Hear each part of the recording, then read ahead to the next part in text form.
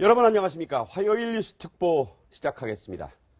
운명의 날은 시시각각 다가오는데 박근혜 대통령 측은 지연과 버티기 전술을 오히려 강화하는 느낌을 주고 있습니다.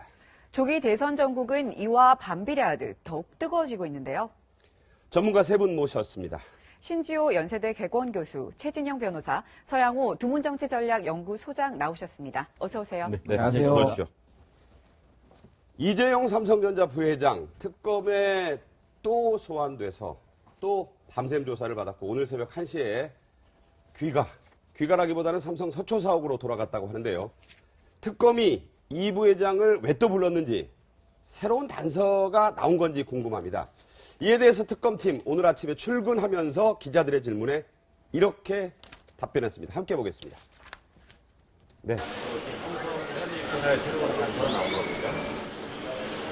이재용 회장을 너무 좀 고속에 집착한다는 얘기가 있는데 여기에 대해서 또 지금 말씀하실 거 없습니다.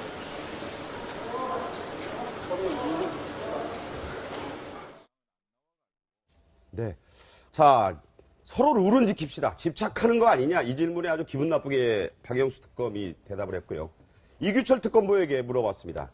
네, 아침에 이규철 특검보가 따라 들어가면서 기자들에게 이렇게 얘기를 했습니다. 자, 기자들이 구속영장 재청구 시점, 윤곽 나왔나? 그러니까 조만간 할 것이다. 자, 이재용 구속에 집착하는 거 아닌가요? 하니까 혐의가 있으니까 하는 거겠지. 이렇게 얘기를 했어요. 자, 박영수 특검과 이규철 특검보의 이 반응이 다소 신경질적입니다. 그렇습니다. 사실 지난번 1월 12일 날 불러서 조사한 다음에는 사실은 바로 했는다 했더니만 거의 4일에다가 1월 16일 날 했습니다. 네. 그런데 이번 같은 경우에는 어제 같은 경우에는 빠른 시일 내에 결정한다. 오늘은 조만간 했다라는 것은 결국 그 시간이 얼마 남지 않았다라는 조급함을 반영하는 것도 있을 수 있고 네. 특히 이재용 구속 집착하느냐 했더니만 그 박영수 특검 같은 경우에는 룰은 지킵시다. 서로 간에 좀. 한마디로 가장 핵심적인 부분을 찌르고 들어오니까 그 부분에 대해서 사실 자신감이 있다고 하면은 나름대로 자신감을 피력할 수 있을 텐데 지킬 건 지키자 해서 약간 불편한 심리를 했는 것 같은데요.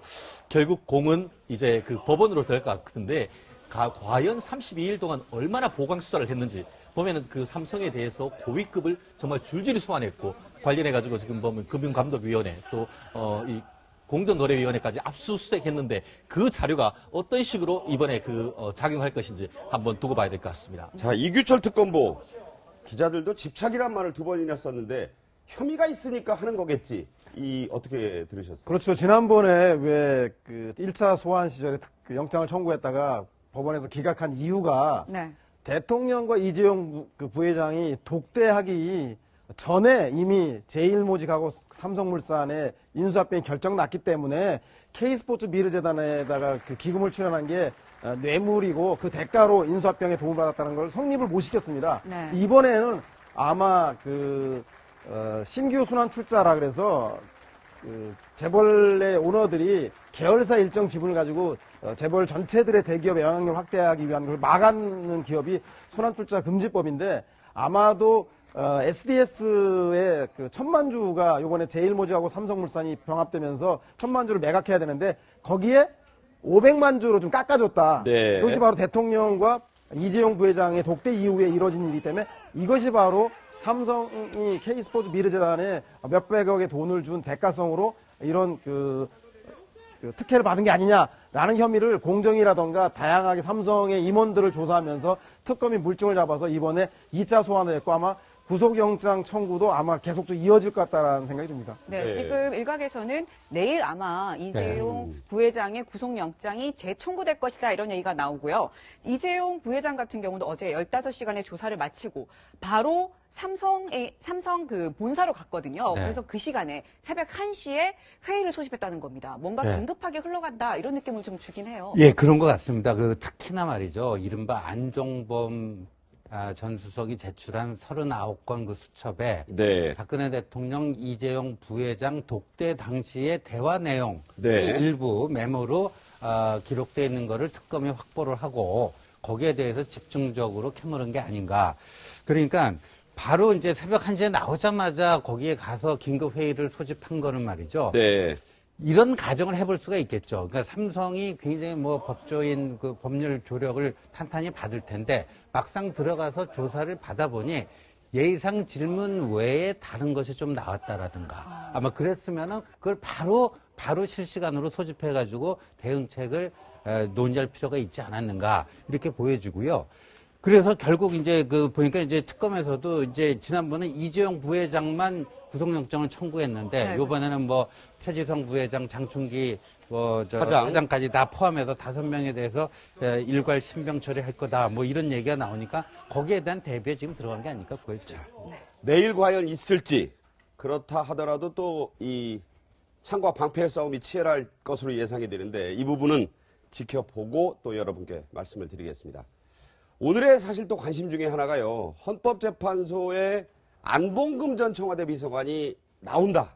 이래서 사실 관심이 있었는데 결국 또 나오지 않았습니다. 이정미 헌재소장 권한대행이 박 대통령 변호인단을 향해서 안전비서관의 출석 의사를 거듭 확인하기도 했었는데 이때 얘기 들어보겠습니다.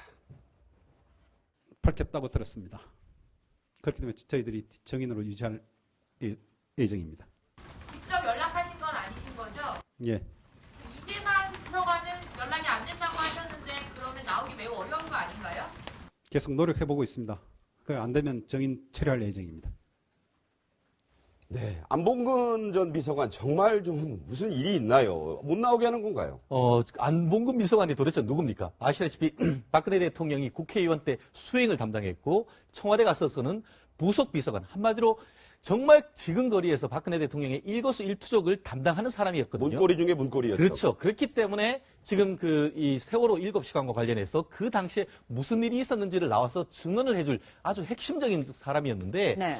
결국 나오지 않는다라는 것은 두 가지로 해석할 수 있을 것 같습니다. 네. 이게 청와대 쪽 같은 경우에는 안봉근 비서관이 나오지 않는다 하더라도 이미 박근혜 대통령의 동선은 다 밝혀졌다. 그렇기 때문에 안 나와도 상관이 없다라고 판단했을 가능성이 있고 네. 그 반면에 지금 헌법재판소 같은 경우에는 왜 안 나오지?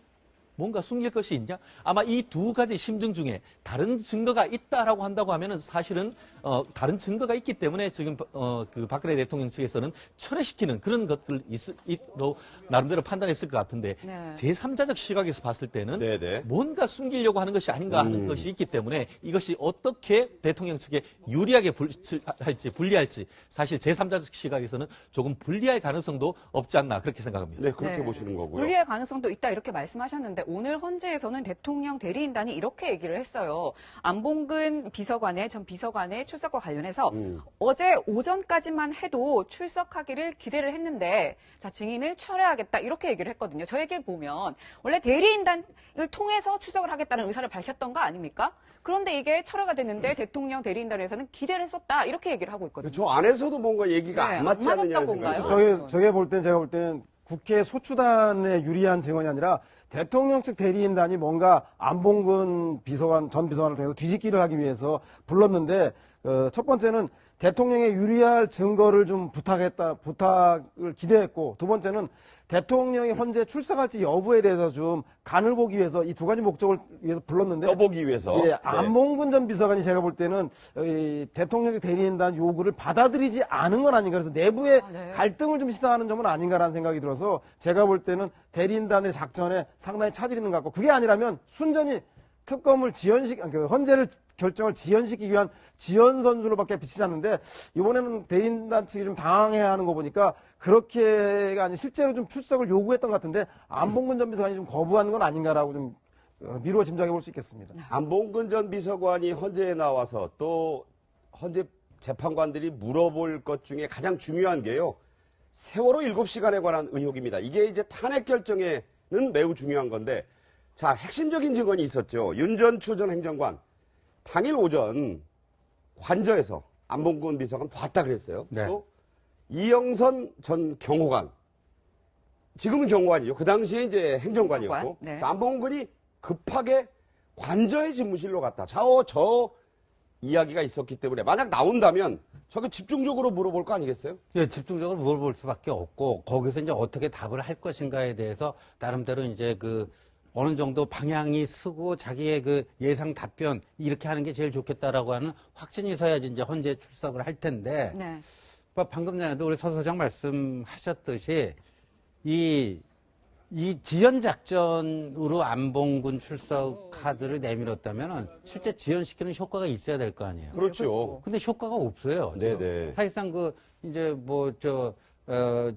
박 대통령 변호인단 측에서 철회를 했잖아요. 자기들 뭐라고 할까? 오히려, 대통령 측 변호인단의 신뢰에만 금이 가버린 거 아닙니까? 나오기를 기대했다고 하잖아요. 오전 재판은 어쨌든 지금 안 되고 있어요. 근데 이중환 변호사가 말이에요. 안봉근 전 비서관이 나온다고 들었다. 그것도 누구한테 들었다는 얘기죠, 이거? 글쎄, 그게 그러니까 또 안봉근하고 직접 통화한 건 아니지만, 직접 네. 커뮤니케이션 한 건 통화한 아니지만, 사람으로부터 들었다. 그러니까 본인 변호인단과 안봉근 사이에 누군가가 중개해주는 사람이 있다라는 그 가정할 수밖에 없잖아요. 네. 근데 그 사람이 안봉근 나올 것 같다 해서 증인 채택을 요구를 했는데, 증인 신청을 했는데, 그 헌재에서 받아줬는데 안 나온 거 아니에요. 그러니까 네. 전체적인 지연에 그렇다고 지연 효과가 전혀 나타난 것도 아니고, 네. 그러니까 뭔가 좀 작전에 차질이 빚어지고 있는 거 아닌가. 근데 안봉근 전 비서관도요, 그때 그 두 번째, 지금 오늘 세 번째까지 안 나온 거 아니에요. 네. 안 나온 사유를 뭐라고 그랬어요?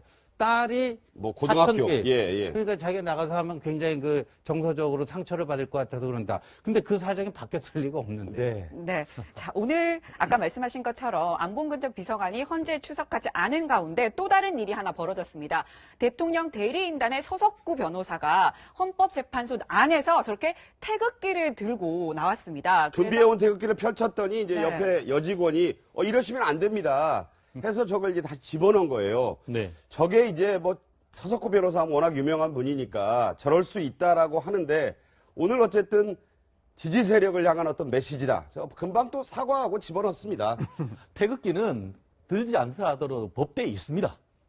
네, 그리고 법정에서는 정치적 행위를 하는 것이 사실상 그러니까 금지되어 있는 것이 그 맞죠. 법대에 있는 태극기가 아닌 태극기의 의미를 두는 그렇죠. 거죠. 예, 그렇기 때문에 사실 지난번 같은 경우에 이정미 재판관님 같은 경우에도 헌법재판소 양측도 어떤 재판의 공정성을 해칠 일을 법정에서나 법정 밖에서 하지 마라라고 얘기를 했었고 그렇게 했는 것이 바로 이 서석구 변호사님이 지난번에 태극기 집회에서 연단이 올라와서 네. 연설을 했는 그것에 대한 짓이었는데 오늘 이렇게 했는 것에 대해서는 사실 재판의 공정성에 영향을 미칠 수 있다는 점에서 자제해야 된다. 꼭 그렇게 부탁드리고 싶습니다. 네.